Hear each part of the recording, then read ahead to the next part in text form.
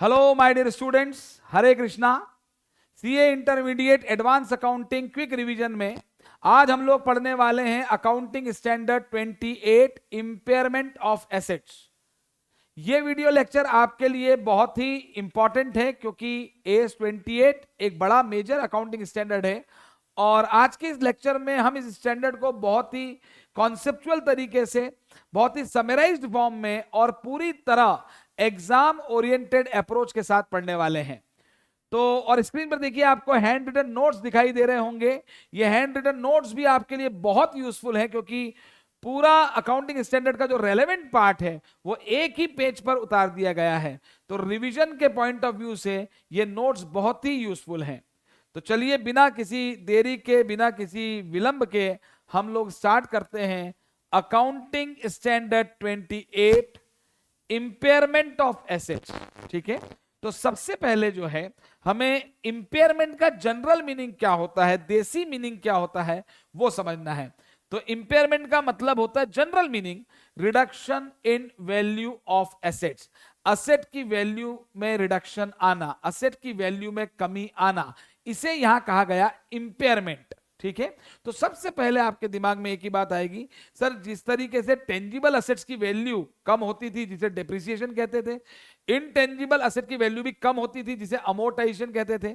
तो जैसे डेप्रिसिएशन एक लॉस था, जैसे अमोर्टाइजेशन एक लॉस था, वैसे ही सर ये जो इंपेयरमेंट है वो भी एक लॉस है। बिल्कुल, इंपेयरमेंट भी एक लॉस है। ठीक है, ये कैसे कैलकुलेट होगा ये भी देखते हैं, लेकिन ये एक लॉस है क्योंकि यहां लिखा है reduction in value of asset.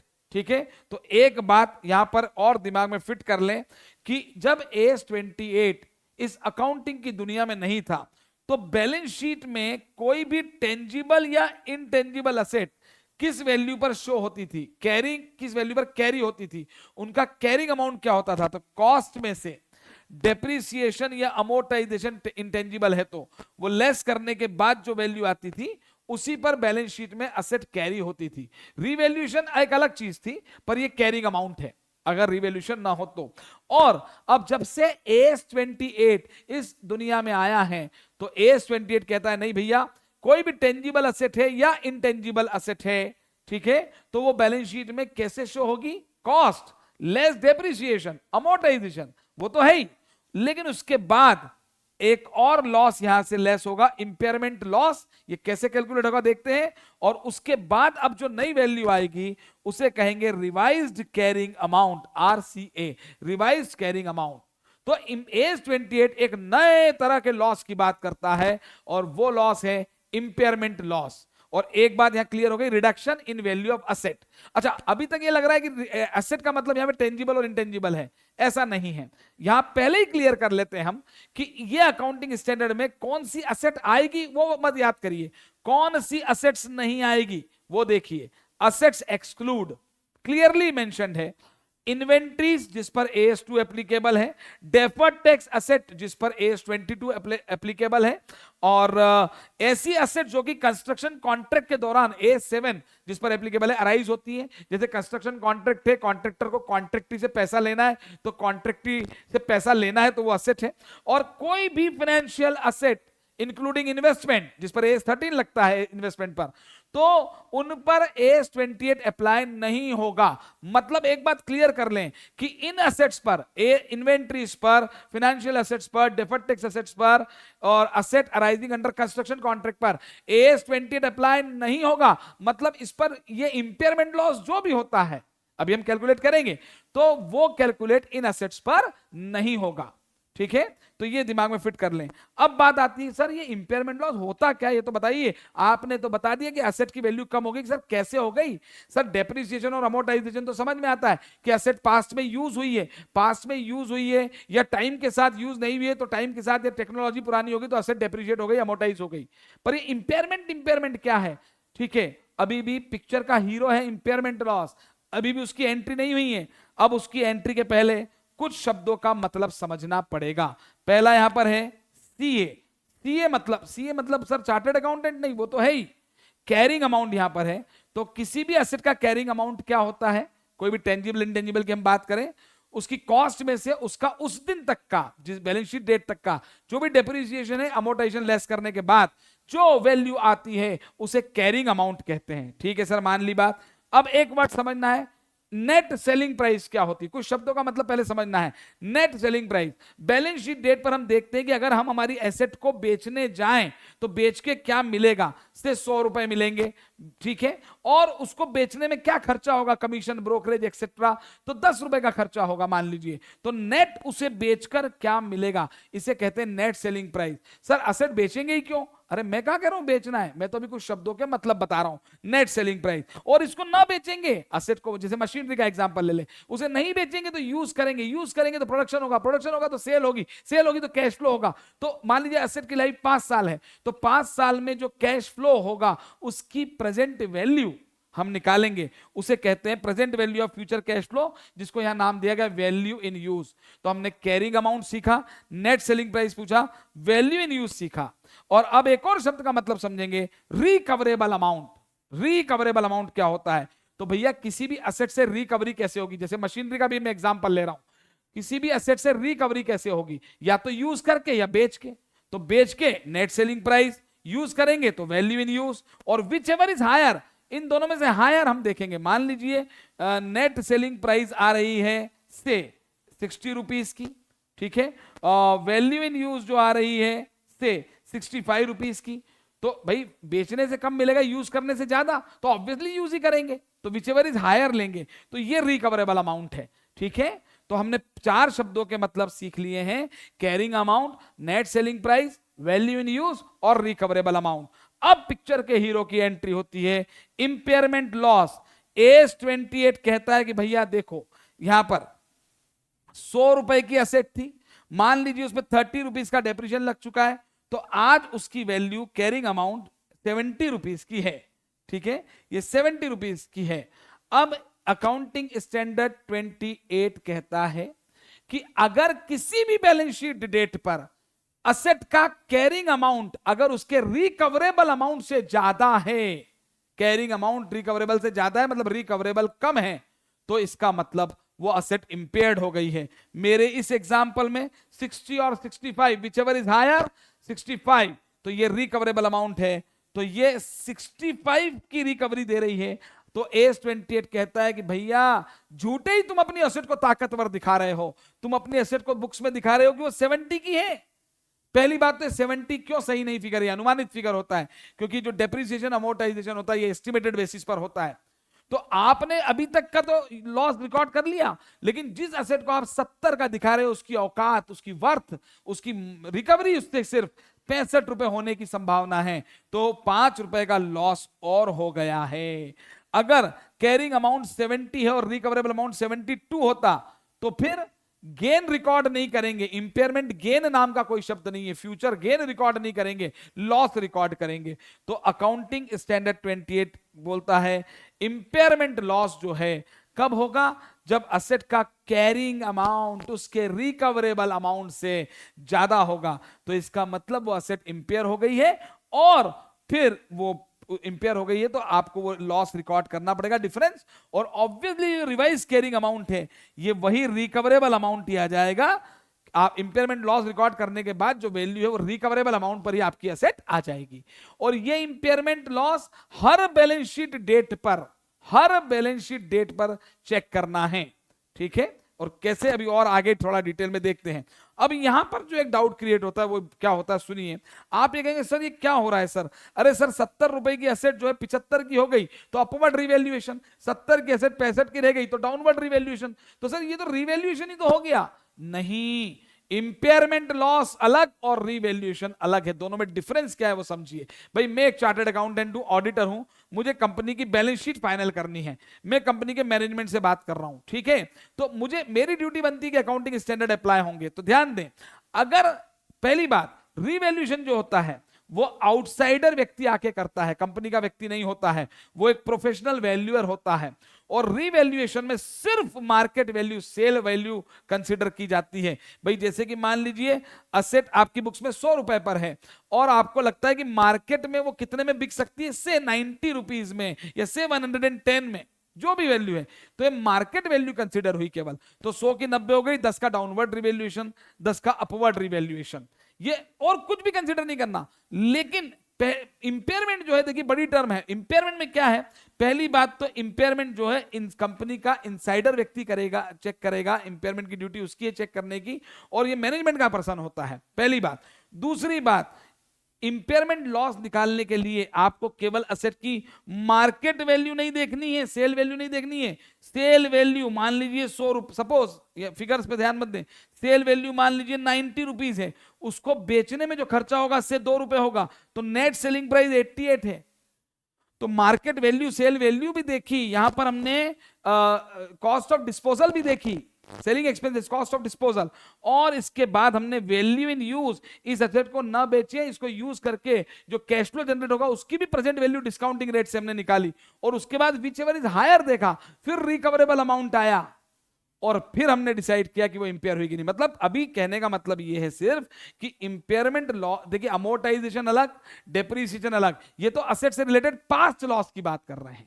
अब असेट का एक कैरिंग अमाउंट आ गया, अब केवल मार्केट वैल्यू से कंपेयर करूंगा और कुछ नहीं करेंगे यहां पर, तो ये रिवैल्यूएशन है। लेकिन मार्केट वैल्यू भी लें, कॉस्ट ऑफ डिस्पोजल भी लें, नेट सेलिंग प्राइस निकालें, वैल्यू इन यूज निकालें, विच एवर इज हायर निकालें, रिकवरेबल अमाउंट निकालें, और कैरिंग अमाउंट से कंपेयर करें, तो इंपेयरमेंट आएगा। मतलब थोड़ी सी बड़ी बात हो गई। अब यहां पर एक डाउट और दिमाग में आता है, सुन लें।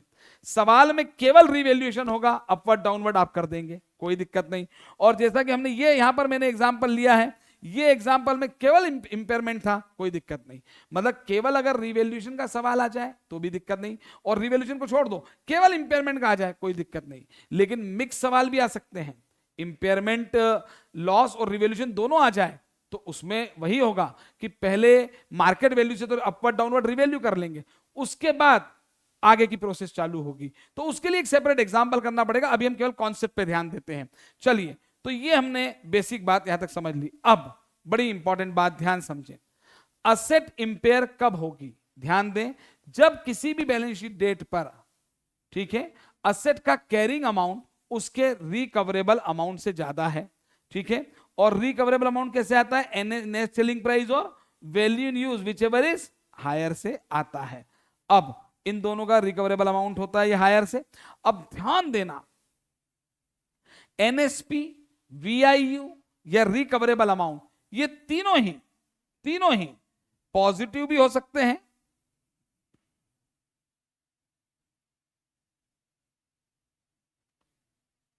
हाँ, पॉजिटिव भी हो सकते हैं, जीरो भी हो सकते हैं, और नेगेटिव भी हो सकते हैं। बहुत ही सिंपल है, पूरा मैथमेटिकल है, पहले इस बात को समझ लें। भाई मान लीजिए असेट की सेल वैल्यू 100 रुपए है, और बेचने का जो खर्चा है, मान लीजिए किसी कारण से वो असेट बिकी नहीं रही है, हमको तो जबरदस्ती बेचना पड़ रही है, वो इतनी भारी असेट है, उसको उठाने की खर्चे ज्यादा हो गए, तो 110 रुपए है।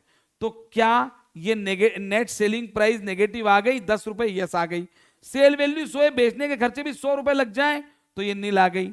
तो मेरा कहने का मतलब ये है कि नेट सेलिंग प्राइस जो है वो नेगेटिव भी हो सकती है, पॉजिटिव भी हो सकती है, जीरो भी हो सकती है। ठीक उसी प्रकार से वैल्यू इन यूज भी पॉजिटिव भी हो सकती है, जीरो भी हो सकती है, और नेगेटिव भी हो सकती है। भाई सीधी सीधी बात है ना। भाई मान लीजिए असेट 5 साल यूज होगी, उससे मान लीजिए 100 रुपए का कैश फ्लो आने की संभावना है, कैश इनफ्लो। लेकिन हमें लगता है कि भाई इस असेट को चलाने के लिए हेवी मेंटेनेंस होगा, और मेंटेनेंस की आउटफ्लो की वैल्यू भी सपोज मान लीजिए 100 रुपए, तो जीरो हो गई। और उल्टा हो जाए, इनफ्लो की वैल्यू ज्यादा है और आउटफ्लो कम है, और आउटफ्लो की वैल्यू ज्यादा हो जाए तो ये नेगेटिव हो जाएगी।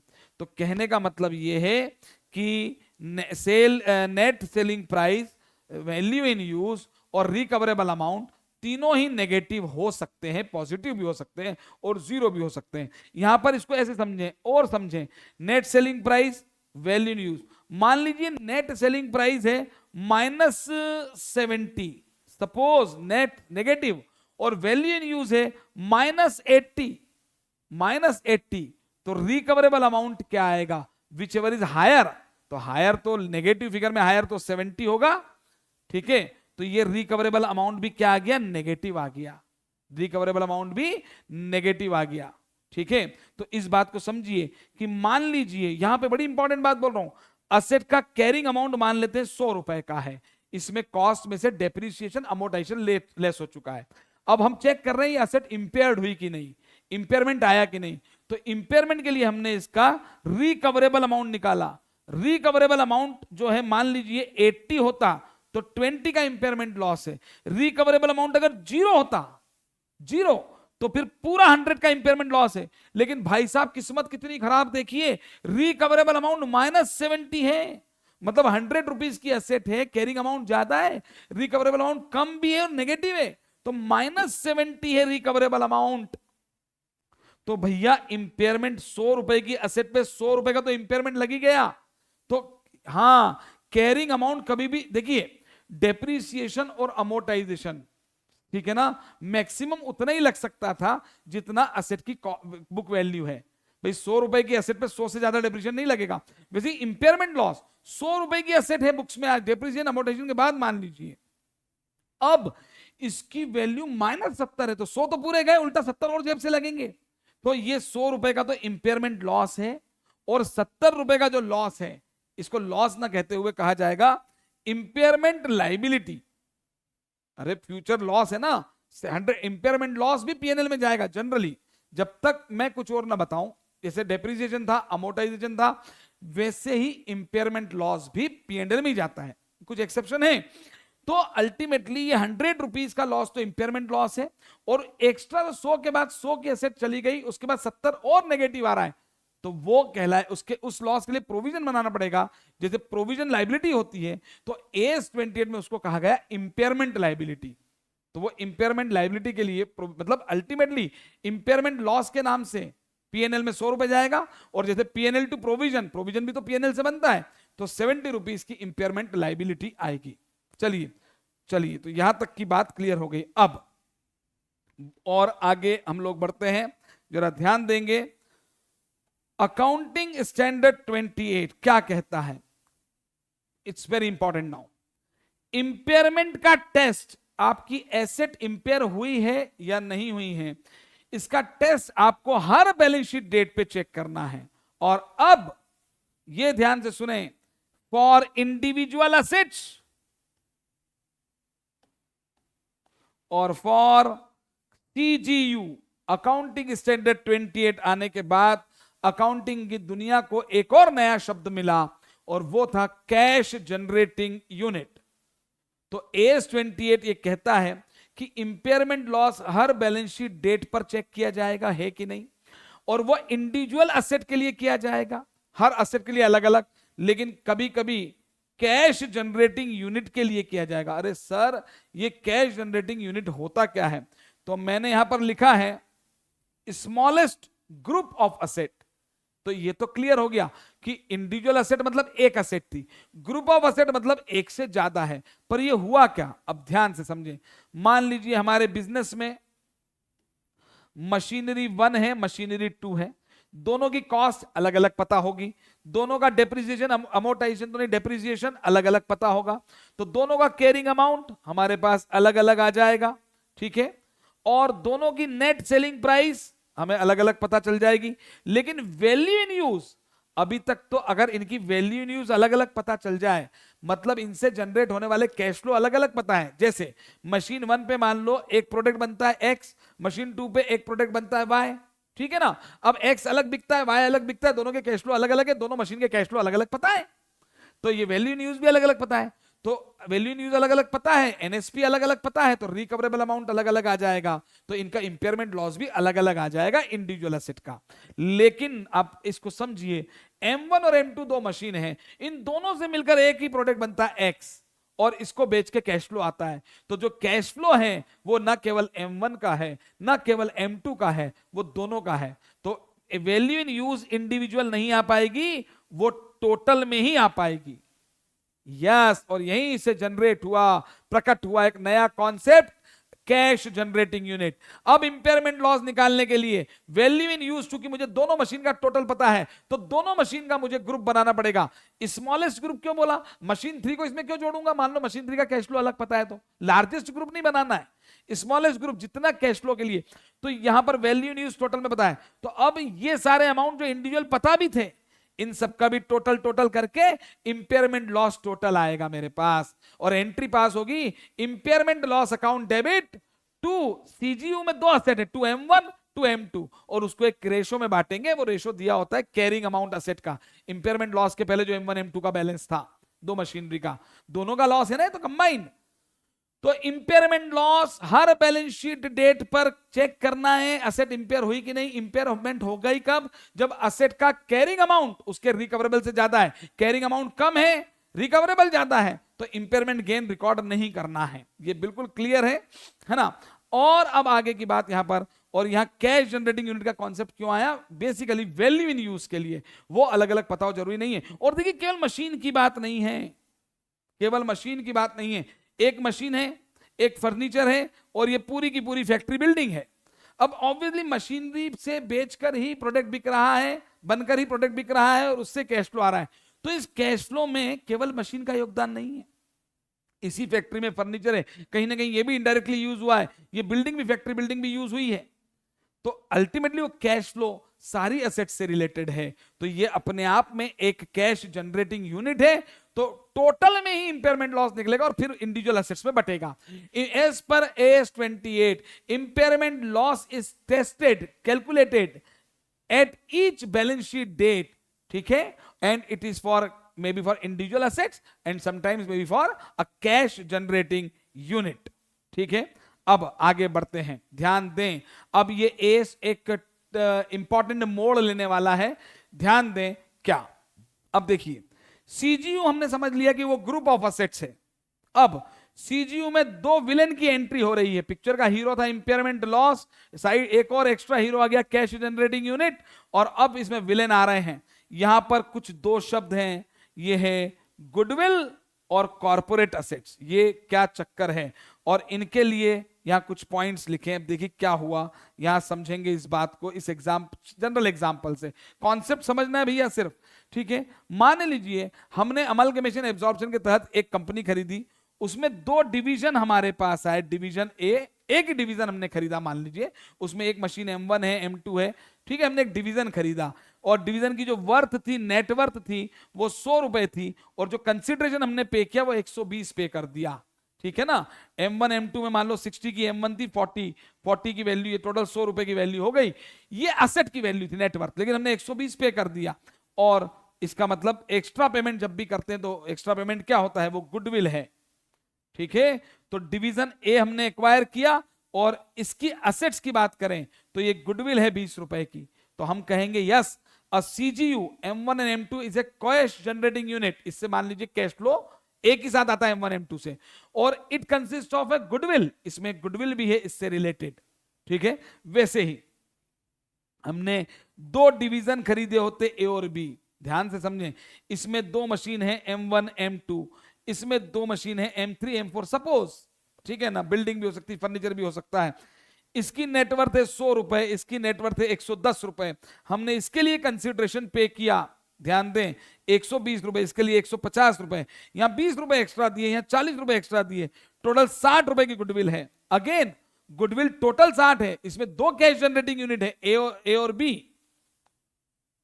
ठीक है। लेकिन goodwill is allocable to both on a reasonable and consistent basis, ठीक है। तो इसका करना क्या है वो अभी आगे करने वाले हैं, लेकिन समझिए पिक्चर में विलेन की एंट्री हो गई है कि कोई भी कैश जनरेटिंग यूनिट में गुडविल हो भी सकती है और नहीं भी हो सकती है, गुडविल हो भी सकती है और नहीं भी हो सकती है, ठीक है, पहली बात। और वो अलोकेट सीजीयू वाइज हो भी सकती है और नहीं भी हो सकती है, ठीक है। इस बात को समझेंगे आप। उसके अलावा एक शब्द आया कॉर्पोरेट असेट, ये क्या है ये भी समझ लेते हैं भाई। मान लीजिए, पहले समझें, मान लीजिए हम एक प्रोडक्ट बना रहे हैं ए, एक प्रोडक्ट बना रहे हैं बी, दो प्रोडक्ट बना रहे हैं, और इन दोनों की अपनी अपनी मशीन होगी। M1 M2 इसकी एक मशीन हो सकती है, M2 M3 M4 यहां मशीन हो सकती है। ये कैश जनरेटिंग यूनिट है, ए और बी बनाने के लिए जो हमारी फैक्ट्रीज है कैश जनरेटिंग यूनिट है। इस सीजीयू में एक से ज्यादा असेट है। अब ध्यान दीजिए, अब एक मशीन है जो कि पैकिंग मशीन है।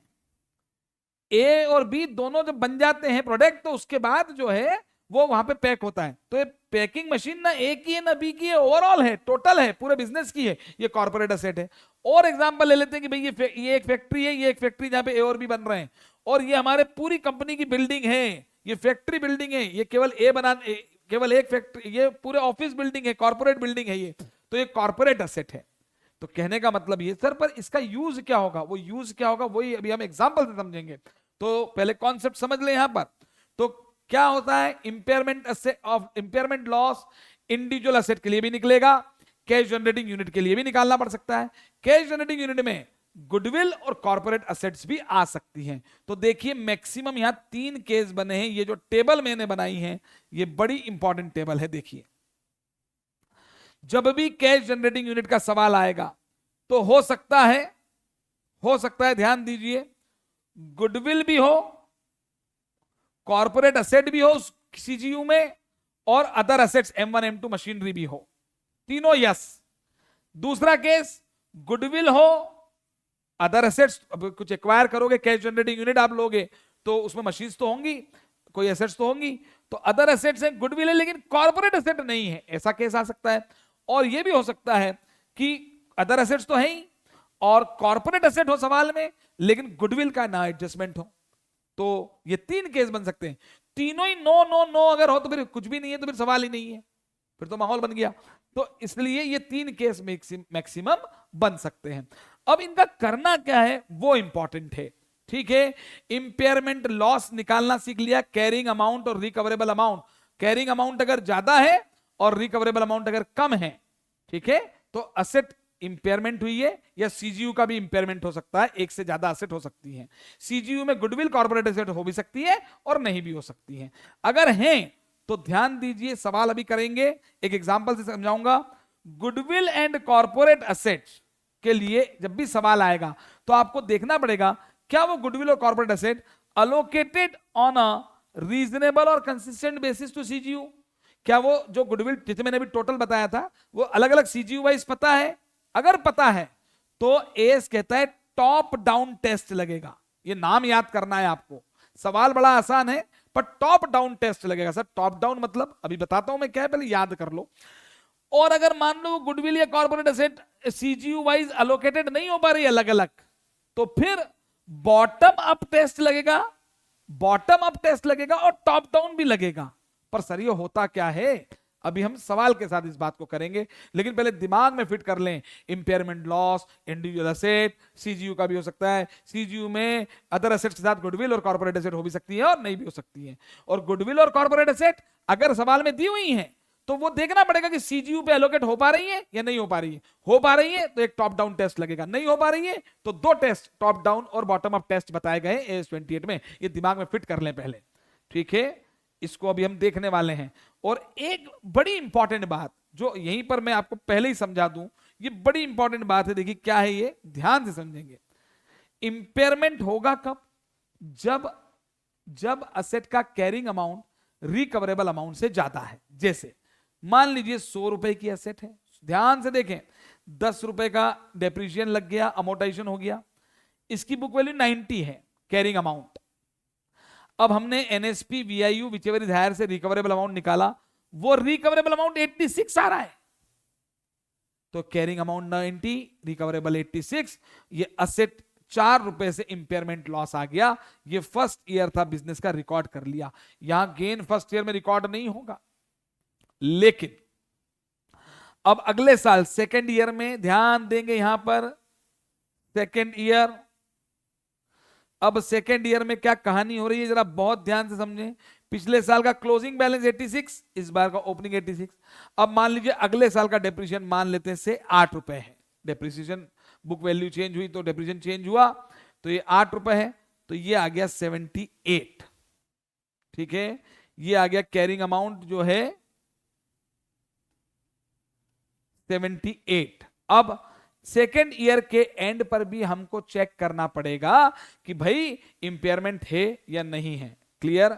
ध्यान दें, अगर सेकेंड ईयर में भी 78 कैरिंग अमाउंट है और रिकवरेबल अमाउंट 78 से कम है तो फिर इंपेयरमेंट लॉस आएगा। लेकिन देखिए क्या हुआ, मान लीजिए अब सेकेंड ईयर में जो रिकवरेबल अमाउंट है वो 80 है, 81 है, कुछ भी हो सकता है ना, ठीक है, कुछ भी हो सकता है।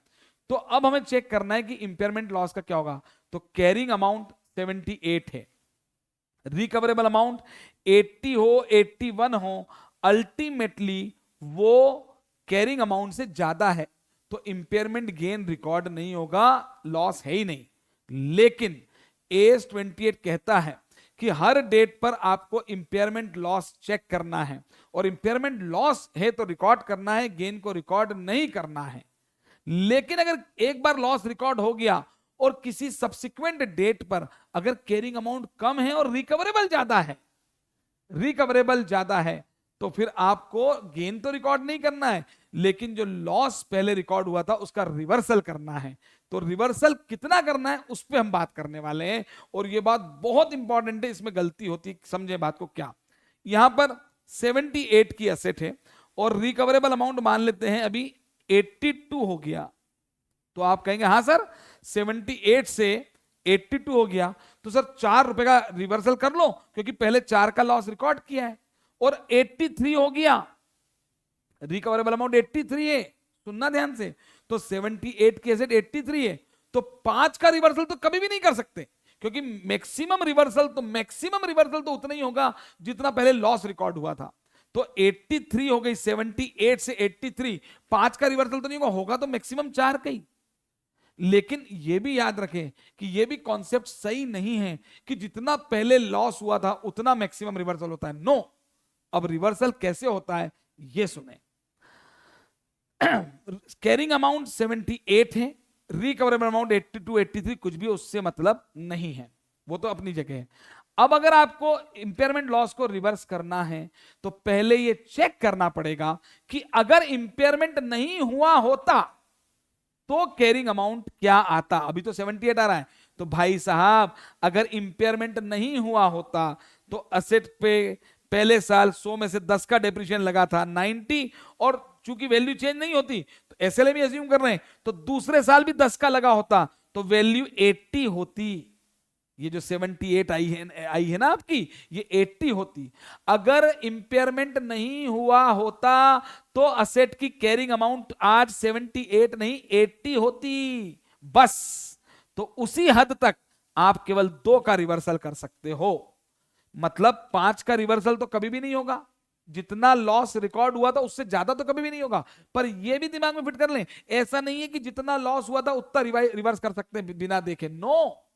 आप रिवर्सल कितना कर सकते हैं, आपको यह देखना पड़ेगा कि जो कैरिंग अमाउंट आज है वो 78 है, अगर इंपेयरमेंट नहीं हुआ होता तो कैरिंग अमाउंट क्या होता, तो मेरे इस एग्जांपल में वो 80 होता, तो बस आप ऊपर अब 2 और प्लस कर सकते हो, मतलब एंट्री पास होगी asset account debit to impairment loss reversal, और इंपेयरमेंट लॉस रिवर्सल जब तक कुछ और ना कहा जाए वो पीएनएल में जाएगा। इंपेयरमेंट लॉस पीएनएल में डेबिट होता है, रिवर्सल पीएनएल में क्रेडिट होता है। तो ये इंपेयरमेंट लॉस का रिवर्सल हमने सीखा, और इसी तरीके से ये तो इंडिविजुअल असेट है, इसी तरह से सीजीयू का लॉस भी अभी हम रिकॉर्ड करने वाले हैं और उसका रिवर्सल भी हम चेक बताएंगे क्या होगा, ठीक है। तो यहां पर तो ये बातें हो जाती हैं। तो ये मैंने लिखा है, देखिए extent of reversal carrying amount के हिसाब से, if there was no impairment, impairment नहीं होता तो कैरिंग अमाउंट क्या होता, बस उसी हद तक आप रिवर्सल कर सकते हैं, ठीक है। अब यहां पर आगे बढ़ते हैं, अब बड़ी इंपॉर्टेंट बातें होंगी, यहां पर ध्यान दीजिए। एक एग्जाम्पल में आईसीएआई के मॉड्यूल से सीजीयू का डिस्कस करूंगा केवल आपके साथ। यहां पर ये आ गया, देखिए at the end of 20x0 एक एम नाम की कंपनी ने जेड को खरीद लिया है, 100% खरीद लिया है, 3000 लाख परचेस कंसीडरेशन है, और 3 कैश जनरेटिंग यूनिट यहां पर आई हैं, ए बी और सी, मान लो 3 डिवीजन खरीद लिए। इस एबीसी में बहुत सारी मशीन हो सकती हैं, ए में M1 M2, बी में M1 M2 M3 M4 कुछ भी हो सकता है। और ये जो कैश जनरेटिंग यूनिट खरीदी है उनकी खरीदने वाली डेट पर उनकी वर्थ क्या थी, 1200, 800 और 400, टोटल 2400। तो भैया 1200, 800 और 400, 2400 के बदले में 3000 का पेमेंट कर रहे हो, 600 रुपए एक्स्ट्रा दे रहे हो। एक्स्ट्रा पेमेंट एक्विजिशन पे होता है गुडविल, तो ये देखिए गुडविल भी आ गई, यस आ गई ना गुडविल, बिल्कुल आ गई है। चलिए आगे बढ़ते हैं, गुडविल आ चुकी है यहां पर, और अब गुडविल जो है ये 600 आ गई। अब सन 2000 की बात थी, ये 2004 का एंड आ गया, मतलब 4 साल निकल गए, 4 साल निकल गए, 4 सालों में डेप्रिसिएशन अमोर्टाइजेशन लगा होगा, ठीक है ना। और आज 4 साल बाद केवल ये ए कैश जनरेटिंग यूनिट 3 थी, उसमें से केवल ए की बात हो रही है। ए का रिकवरेबल अमाउंट दे रखा है, वो दे रखा है 1350 रिकवरेबल अमाउंट दे रखा है।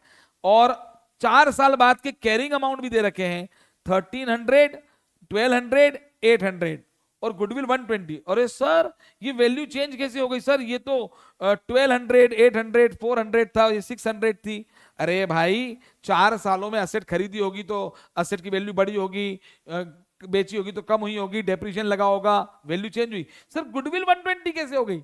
अरे भैया AS 14 में गुडविल अगर अमलगमेशन एब्जॉर्प्शन पे टेक ओवर पे आती है तो 5 साल में राइट ऑफ करते हैं, तो 600 को 5 से डिवाइड करेंगे तो हर साल 120 रुपए की गुडविल राइट ऑफ होगी, ठीक है। तो 4 साल बीत चुके हैं, तो 600 में से 120 पर ईयर के हिसाब से 480 राइट ऑफ हो गई, तो आज 120 बची है, सामने बिल्कुल क्लियर है। तो 4 साल बाद ये असेट का कैरिंग अमाउंट है। और क्वेश्चन में क्या बोल रहे थे कि goodwill can be allocated on a reasonable and consistent basis. Top down test लगेगा, टॉप डाउन मतलब टॉप से डाउन पे आएंगे। अब वो कैसे आएंगे वही तो बता रहा हूं मैं। तो यहां पर बोल रहे हैं कि भाई देखिए आज आपको कैलकुलेट करना है ABC 3 CGU पे इंपेयरमेंट लॉस, पर B और C पे इस सवाल में करना ही नहीं है। सर क्यों? क्योंकि उनका रिकवरेबल अमाउंट दिए ही नहीं है, रिकवरेबल अमाउंट केवल A का दिया हुआ है, तो बाकी का रिकवरेबल अमाउंट नहीं, तो उसका तो इंपेयरमेंट निकाल ही नहीं सकते, सीधी बात हो गई, A का ही निकलेगा। तो सर उनका कैरिंग अमाउंट निकालो। कैरिंग अमाउंट क्या होता है? असेट्स के बुक वैल्यू को कैरिंग अमाउंट कहते हैं। तो ये कैश जनरेटिंग यूनिट का सवाल है। 3 कैश जनरेटिंग यूनिट है A, B और C। इसमें भी मान लीजिए M1 M2 2 मशीन है, इसमें M3 M4 2 मशीन है, कुछ भी हो सकता है, मैं ये बता रहा हूं। तो अल्टीमेटली इनका कैरिंग अमाउंट क्या है आज? 1300, 1200, 800 ये दे रखा है, लेकिन कैरिंग अमाउंट तो CGU का निकालना है। CGU में असेट्स हैं और असेट्स में गुडविल भी तो है, तो गुडविल का भी तो कैरिंग अमाउंट बांटना है। तो सर इसको कैसे बांटें? क्योंकि सर टोटल गुडविल तो 600 थी, तो वो हमने किस पे की थी? 1200 फेयर वैल्यू उस दिन की 1200, 800 और 2400, टोटल 2400 पे 600 एक्स्ट्रा दिए थे, तभी तो 3000 हुआ था। तो जो रेशो था उनकी फेयर वैल्यू का उस दिन, गुडविल उस दिन की है तो उसी दिन की फेयर वैल्यू का रेशो लेंगे। तो ये 12:8:4 बोल लें या परसेंटेज में निकाल लें, और इस 120 की गुडविल को हमने 12:8:4 में बांटा, 60-40-20, मतलब गुडविल 3 CGU पे अलोकेट हो गई। तो सर हुआ क्या? तो गुडविल अलोकेट हो गई है, तो अब ये जो CGU है A, इसकी असेट 1300 की थी, गुडविल मिलाई तो 1360 हो गई। इसकी असेट्स 1200 की वैल्यू थी, 40 की गुडविल आ गई, 1240 और 820 ये हो गया। क्लियर हो गया। और 1360 इसका कैरिंग अमाउंट है। भाई कैरिंग अमाउंट होता है असेट की बुक वैल्यू, CGU का कैरिंग अमाउंट मतलब उस CGU में जितनी असेट्स है उसकी बुक वैल्यू। तो CGU में दूसरी एसेट्स की वैल्यू तो 1300 थी, गुडविल तो टोटल में दी थी ना, तो उसको पहले टॉप यानी पूरी बड़ी वैल्यू ली, डाउन यानी उसको काटा, अलग अलग किया, तो एलोकेट कर दी हमने, आप देख सकते हैं यहां पर, ठीक है ना। वो नाम है टॉप डाउन अप्रोच, उससे कुछ नहीं होता।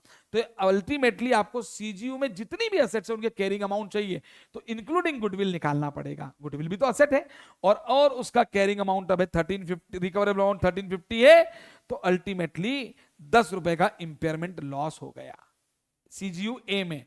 और एस पर ध्यान दीजिए, CGU में अगर 2 मशीन होती है M1 M2, तो impairment loss account debit to machine 1 to machine 2, वो रेशियो में बढ़ जाएगा।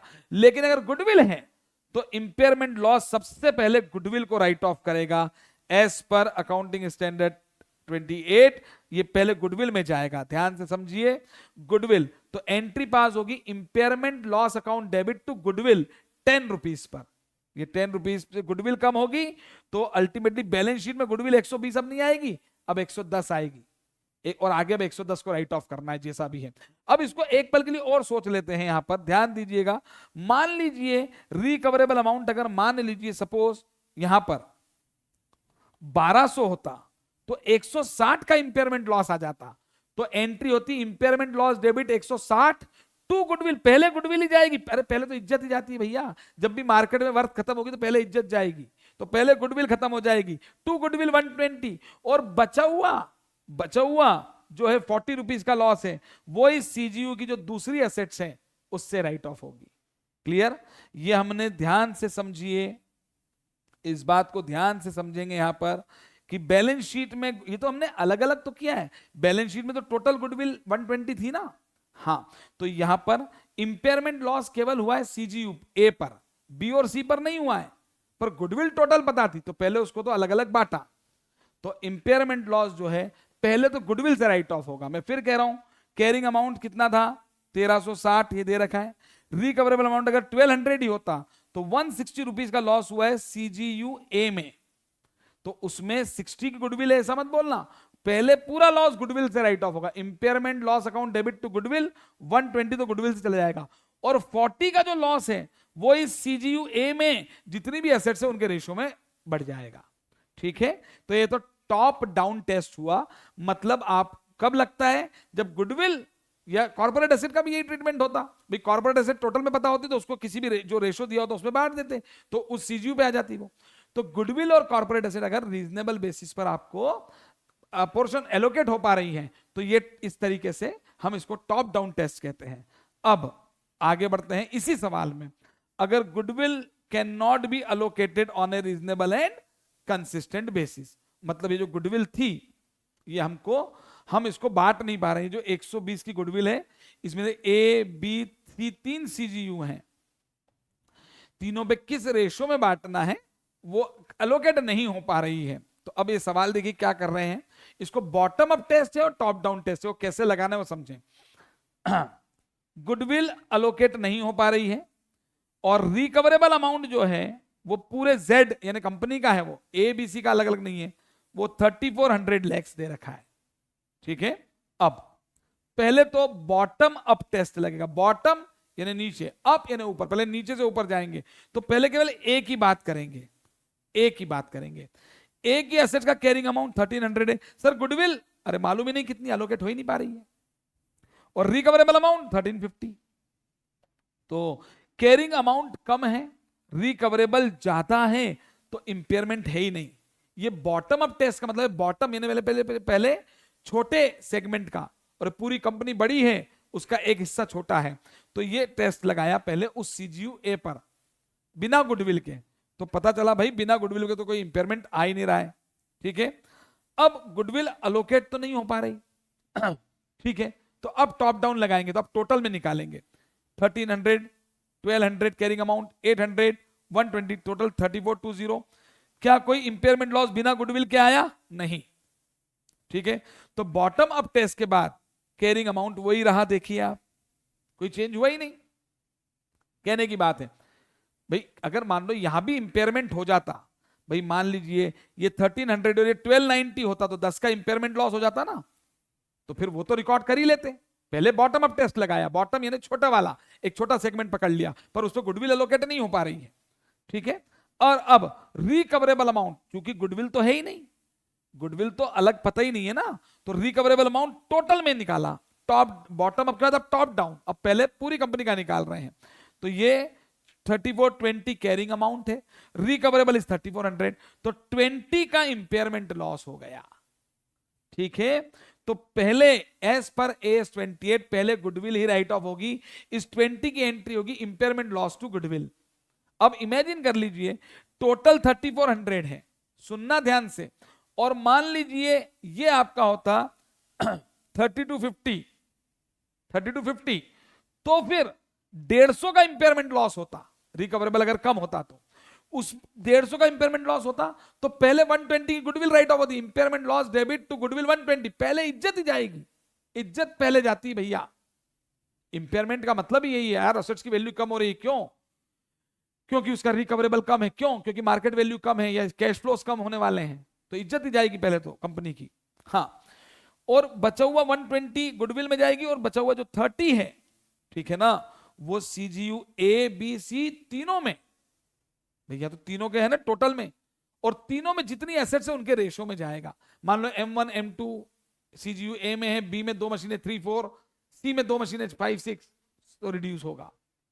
ठीक है, तो as per accounting standard 28 impairment loss individual asset के लिए भी निकालना है, और सीजी नहीं निकल पाए तो सीजीयू के लिए निकालना है। और सीजीयू के लिए अगर आप निकालते हैं तो ये देखना है कि उसमें गुडविल या कॉर्पोरेट एसेट है क्या। गुडविल और कॉर्पोरेट एसेट अगर हैं तो ये चेक करना है कि वो क्या अलोकेट हो पा रही है सीजीयू वाइज या नहीं हो पा रही है। हो पा रही है तो टॉप डाउन टेस्ट लगाना है, जो मैंने आपको बताया था कि भाई वो तो अलोकेट हो गई, तो अलोकेट करने के बाद का उसका कैरिंग अमाउंट आ जाएगा, और जिसका भी रिकवरेबल अमाउंट दिया है उसका रिकवरेबल अमाउंट से कंपेयर करके इंपेयरमेंट आ जाएगा, और पहले इंपेयरमेंट लॉस गुडविल से राइट ऑफ हो, गुडविल राइट ऑफ होगी पहले। और अगर नहीं हो पा रहा है तो पहले तो बॉटम अप टेस्ट लगेगा, मतलब जो सीजीयू आपको दे रखा है जिसका रिकवरेबल अमाउंट, उसका बिना गुडविल के उसका देख लेंगे कि इंपेयरमेंट लॉस है कि नहीं। नहीं था यहां पे, होता तो वो उसमें कम कर देते उस सीजीयू में से। और उसके बाद हमने देखा कि अब हम टोटल में निकाल लेंगे, क्योंकि गुडविल टोटल में ही पता थी ना, इसलिए टोटल में ही यहां पे निकालना पड़ा। ये जो गुडविल थी आप देखिए अलोकेट नहीं हो पाई तो टोटल में ही पता थी, तो फिर सब कुछ टोटल टोटल करेंगे, टोटल के बाद उसको बांटेंगे। यहां पे क्यों नहीं बांटना पड़ा, क्योंकि गुडविल 120 की थी, लॉस ही 20 रुपीज का आया, तो इंपेयरमेंट लॉस से गुडविल राइट कम हो गई 120 से 20। ये टॉप डाउन क्यों बोल रहे हैं इसको, अगर ये लॉस 20 की जगह 150 आता तो एंट्री क्या होती, good impairment loss debit 150 to goodwill 120 and to CGU A, मतलब M1 M2 दो मशीनें मान लें, CGU B M3 M4 M5 M6 M5 M6 M7 जितनी भी है, तो ये 30 रुपीज का लॉस उनके रेशियो में बटता। तो पहले टॉप मतलब बड़ा ओवरऑल निकाला, फिर उसको अलग अलग हिस्सों में बांटा। चलिए, तो ये हो गया कॉर्पोरेट एसेट का भी सेम ट्रीटमेंट है यहां पर अगेन। तो किसी सवाल में दोनों आ सकते हैं, एक आ सकता है कोई भी, ये हो गया। चलिए, तो ये हमने इंपेयरमेंट का देख लिया है केस। और अब यहां पर एक बड़ी इंपॉर्टेंट बात, ये देखिए, बस खत्म हो गई बात। अगर किसी असेट का अर्लियर रीवैल्यूएशन हुआ है और रीवैल्यूएशन रिजर्व उसका रखा हुआ है, तो इंपेयरमेंट लॉस पहले रीवैल्यूएशन रिजर्व से एडजस्ट होगा, फिर पीएनएल में जाएगा। अभी तक मैं क्या कह रहा था कि इंपेयरमेंट लॉस पीएनएल में जाता है, लेकिन if an asset is earlier revalued upward and there is revaluation reserve, तो पहले रिवैल्यूएशन रिजर्व उससे सेट ऑफ होगा, इंपेयरमेंट लॉस रिवैल्यूएशन रिजर्व से सेट ऑफ होगा, और बचा हुआ पीएनएल में जाएगा। इसी प्रकार से ध्यान दें। और रिवर्सल भी कैसे होता है, रिवर्सल किस एक्सटेंट तक होता है वो दिमाग में फिट कर लें, चाहे इंडिविजुअल असेट हो या सीजीयू। आपको रिवर्सल के वक्त ये ध्यान रखना है कि अगर इंपेयरमेंट नहीं हुआ होता तो कैरिंग अमाउंट क्या होता, और उसी हद तक आप रिवर्सल कर सकते हैं। और इंपॉर्टेंट बात ध्यान रखें कि जब सीजीयू का रिवर्सल होता है, सीजीयू में इंपेयरमेंट लॉस होता है तो पीएनएल में जाएगा, या सीजीयू का अर्लियर रिवैल्यूएशन हुआ है तो रिवैल्यूएशन रिजर्व है तो इंपेयरमेंट लॉस रिवैल्यूएशन रिजर्व से सेट ऑफ हो जाएगा, वो तो ठीक है। सीजीयू में अगर रिवर्सल होता है तो गुडविल अगर राइट ऑफ हो गई, जैसे कि हमने देखा कि सीजीयू का जो इंपेयरमेंट लॉस है उससे पहले गुडविल राइट ऑफ होती है, पर सीजीयू में इंपेयरमेंट लॉस रिवर्स हुआ, तो रिवर्स अगर हुआ, ध्यान से समझ लें, तो गुडविल को वापस अप नहीं करना है, गुडविल वापस से बुक्स में नहीं आएगी। एक बार इज्जत गई तो गई, गुडविल एक बार राइट ऑफ हो गई, इंपेयरमेंट लॉस आपने गुडविल राइट ऑफ कर दी, तो जब इंपेयरमेंट लॉस का रिवर्सल होगा तो गुडविल वापस नहीं आएगी, ये दिमाग में फिट कर लें। लेकिन एग्जाम में ऐसा स्पेशली लिखा हुआ आ जाए, क्योंकि AS 28 में कुछ केस समझा रखे हैं कि कब इंपेयरमेंट लॉस रिवर्सल में गुडविल को आप बुक्स में वापस ला सकते हैं। ऐसे थ्योरेटिकल केस हैं भाई। इस बात को यहां पर जैसे मैं आपको दिखा देता हूं 1 मिनट के लिए। ये तो देखिए impairment loss for reversal of an impairment, ये लिखा है, ठीक भाई। हम बोल रहे हैं गुडविल जब इंपेयरमेंट लॉस रिवर्स होता है, तो इंपेयरमेंट लॉस जब होता है सीजीयू में, तो पहले सीजीयू उस लॉस से गुडविल खत्म होती है पहले, है ना। अब रिवर्स होगा तो पहले गुडविल आएगी, ऐसा नहीं है, गुडविल कभी आएगी नहीं। बस ये यहां पर क्वेश्चन में एस में कुछ थ्योरेटिकल पॉइंट दे रखे हैं कि अगर इंपेयरमेंट लॉस जो हुआ था caused by specific external event, exceptional nature का था, मतलब उससे गुडविल, हमने गुडविल राइट ऑफ तो कर दी इंपेयरमेंट लॉस से, लेकिन भैया जो इंपेयरमेंट लॉस हुआ था क्यों हुआ था, कैरिंग अमाउंट ज्यादा था, रिकवरेबल कम था। रिकवरेबल कम क्यों था, क्योंकि यार उस पर्टिकुलर टाइम पे मार्केट वैल्यू कम हो गई थी, हमारी गलती नहीं थी। हम मशीन बनाते हैं जिससे पॉलीथीन बना, मशीन पे पॉलीथीन बनती है, गवर्नमेंट ने पॉलीथीन बैन कर दी थी, तो हमारी वैल्यू इन यूज उसकी बहुत मार्केट में सेल गिर गई थी। तो एक्सटर्नल इवेंट था यार, हमारी गुडविल की बात थोड़ी, हमारी भाई हमारी असेट्स की वैल्यू कम हो हमारी मार्केट रेपुटेशन की वजह से, तो हम गुडविल की बात कर रहे हैं। तो एस कहता है कि एक बार गुडविल गई तो वापस रिवर्स नहीं होगी। लेकिन अगर ऐसा लगता है कि इंपेयरमेंट लॉस जो हुआ था जिससे सीजीयू में, जिससे आपने गुडविल तो राइट ऑफ कर दी थी, लेकिन वो एक ऐसे इवेंट की वजह से था जो कि एक्सेप्शनल नेचर का था, एक्सटर्नल था, तो आप ऐसे केस में वापस से गुडविल को ला सकते हैं बुक्स में। मतलब एंट्री क्या होगी, asset impairment loss account debit to asset होती है, और रिवर्सल में एंट्री होती है asset account debit to impairment loss reversal. तो वैसे ही यहां पर impairment loss account debit to goodwill हुई थी, तो अब रिवर्सल में goodwill account debit to impairment loss reversal हो सकती है अगर एग्जाम में क्वेश्चन में लिखा हुआ है तो, वरना गुडविल एक बार हो गई राइट ऑफ तो इंपेयरमेंट लॉस रिवर्सल से गुडविल वापस बुक्स में नहीं आएगी। और यहां पर AS24 है डिसकंटिन्यूइंग ऑपरेशन, तो जैसे इंपेयरमेंट लॉस यहां पे कैलकुलेट हो रहा है, डिसकंटिन्यूइंग ऑपरेशन के लिए भी कैलकुलेट होगा, वो तो अलग से, वो तो उस एएस में हम डिस्कस कर सकते हैं। और यहां पर लास्ट पॉइंट है, खत्म, बस ये देखिए डिस्क्लोजर रिक्वायरमेंट है यहां पर। तो इंपेयरमेंट लॉस का डिस्क्लोजर कहां होगा भाई, P&L में होगा, बैलेंस शीट में होगा, एक्सप्लेनेटरी नोट्स में होगा, हर क्लास ऑफ असेट्स के लिए होगा। Every class of asset wise जो है इंपेयरमेंट होगा, मशीनरी का अलग, फर्नीचर का अलग, जो भी है उस हिसाब से impairment loss by class basis disclose करना है। तो ये था accounting standard 28 impairment of asset का short summarised and conceptual revision. All the very best of luck, bye bye.